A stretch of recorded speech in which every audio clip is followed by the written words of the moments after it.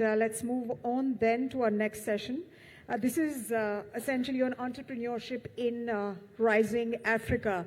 In fact, with a very young population, rapid urbanization, and expanding digital penetration, the continent is reshaping assumptions about growth and innovation. And that is something, ladies and gentlemen, that the next session is going to be focusing on. We will be calling upon stage Ms. Abudu. She is a media mogul, philanthropist, and founder of EbonyLife Media. In fact, her session is going to be focusing on Africa's entrepreneurial landscape that has emerged as one of the most dynamic frontiers in global enterprise. May I please request Ms. Abudu to kindly come up on stage?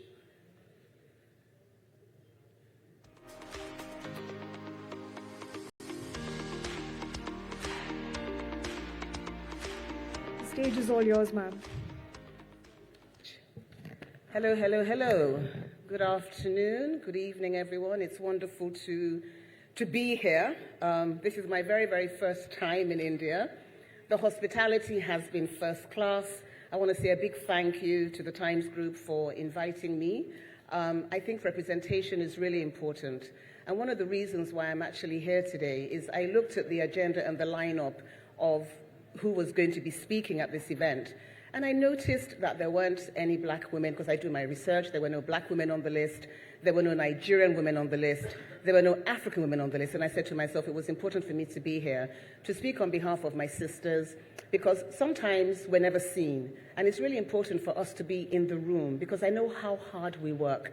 I often say that for a black woman to be recognized and to be celebrated, she literally has to work 3 times harder than her white counterparts. But what that also does is that it prepares us to go out there and to give everything 100%. We tend to, once we get into the room, we tend to excel at absolutely everything that we do. So my thanks again to the Times Group for inviting me. And the topic that I've been asked to speak about or requested to speak about is entrepreneurship, in a rising Africa. And those words are very dear to my heart, because rising Africa, we truly are rising. And then entrepreneurship, I literally believe that every African is actually an entrepreneur within themselves, And Africa is not short of either of those assets. We're rising, we are entrepreneurial, and we give everything that we do absolutely 100%. And Africa cannot be ignored anymore, So to all of you today, I want to suggest that if you don't already have an African partner in any business that it is that you're doing, I suggest and I strongly recommend that you find an African partner, because truly the continent can't be ignored anymore. We're no longer emerging. We really are at the forefront of everything, and some of those issues and some of those challenges that often we're presented with have become our superpowers. I have found that I, as Abudu, have created this enabling environment. I've created EbonyLife, the group of companies that we have created simply because of the challenges that exist within the media space, but it's become such a superpower to me. Now, some of the superpowers that we have on our continent includes the fact that we are 1.4 million people. We have the youngest workforce in the world. The median age of an African right now is 19. So if you're looking at your future workforce, and if you're looking at your future consumers, they are going to be in Africa. So again, I suggest to you that if you aren't already trading or doing business in Africa, it really is time for you to look at doing so. We're driven by the gaps that we see, and that's what fuels us as entrepreneurs across the continent. There's rapid tech hubs in Lagos, Nairobi, Cape Town, Kigali, and also in Nigeria, in Lagos. Now, again, we're not short of natural resources. When you look at 70% of the world's cobalt comes from Africa. Lithium, copper reserves, of course, oil and gas, especially in my dear country, Nigeria. Diamonds, emeralds, rubies, sapphires, 70% of the world's cocoa comes from Africa. Coffee and tea, also, a large share of that also comes from our continent. But what I am happy about exporting to the rest of the world, which we have consumed for the longest time, is media. Now, I set up my media company about 20 years ago. And this is a little bit of the case study around what I'm going to be talking about today. I'm talking about case studies. You know, Harvard Business School did a case study on my company 2 years ago. We're the first African company that they've done a case study on. They did case study A and they've done case study B. And coming up sometime this year is going to be case study C and case study D. And what gave me, you know, the courage and the inspiration and the willingness to take part in, you know, in that study was that it's important for our stories to travel. We have for the longest time consumed Western media. You know, we've left it to them to tell us who we are and that our stories come from their perspective. But what about us taking some responsibility and some ownership for our storytelling? Yes, Nigeria is one of the largest producers of film on the continent, very much, you know, close to the number of films that Bollywood are doing. There's Hollywood, there's Bollywood, and of course there's Nollywood. And for me, what I'm inspired about is that looking at those gaps in our society and saying, how do I begin to fill those gaps? So I was born in England, raised in England. You can almost say that I'm probably an unofficial ambassador, you know, for Africa and for Nigeria. And I decided when I was literally turning 40 that it was time for me to move out of my 9-to-5 job, which was working in an oil and gas company as head of human resources. And then I decided that I wanted to get into the world of media. And I set up, as an entrepreneur, the first Pan-African talk show. I've interviewed so many important people around the world. And one of the interviews that was very dear to my heart was when I interviewed Hillary Clinton. And one of the questions that I asked her has actually been instrumental in what I would say has contributed to my success today. I said, how do we change the stereotypical views that the world has of Africa? And she said, Mo, more and more people like you need to be speaking on behalf of the continent. And that made me realize that I needed to move beyond just doing a talk show for the continent. I had to move into a bigger space and create an ecosystem.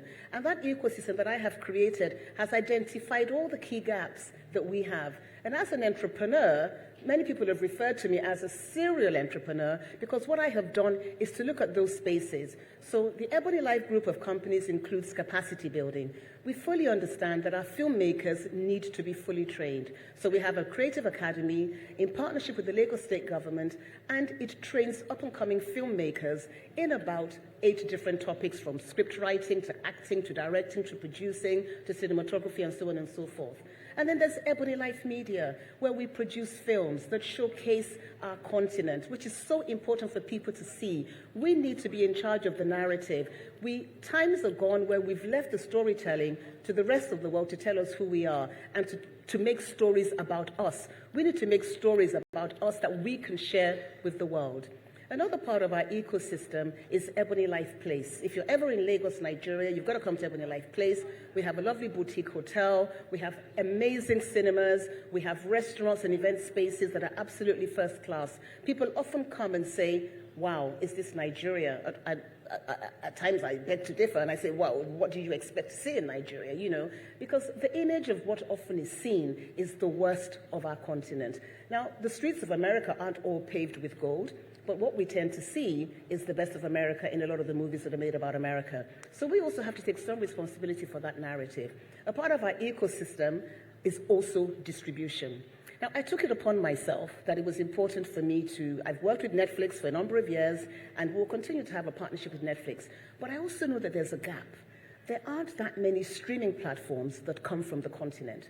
So I took the bold step, about maybe nearly 24 months ago, that I wanted to launch the EbonyLife On Plus streaming platform. And please, the app is available in the Google Store or the Apple Store. You may wish to download and have a look at how amazing the platform is.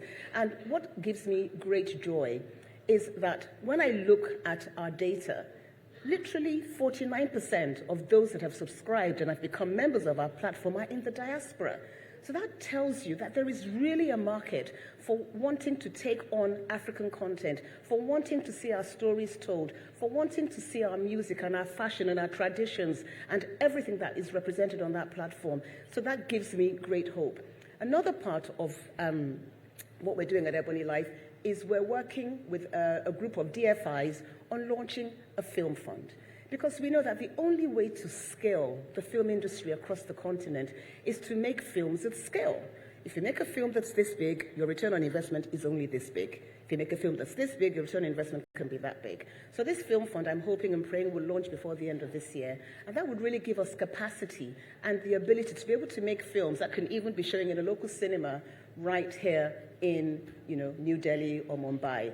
I've had several conversations with part of the Times Group on us looking to see how we can even collaborate on an amazing story that I have that's actually about an Indian family and a Nigerian family. And I'll leave the rest to be told when you come out and you see that amazing film that I hope we do get to make. But today, it's just to share with you all that entrepreneurship is rising across the continent. Even when everything isn't right, entrepreneurs rise to the challenge and they make it right for them to ensure that they can really, truly, and wonderfully be a part of that ecosystem, no matter what professions they find themselves in. I'm really proud to be a Nigerian. I'm proud to be an African. I'm proud to be a part of this. Africa really is rising, and that we are at the forefront of doing really, really great things. And thank you so much for listening to me today. Thank you.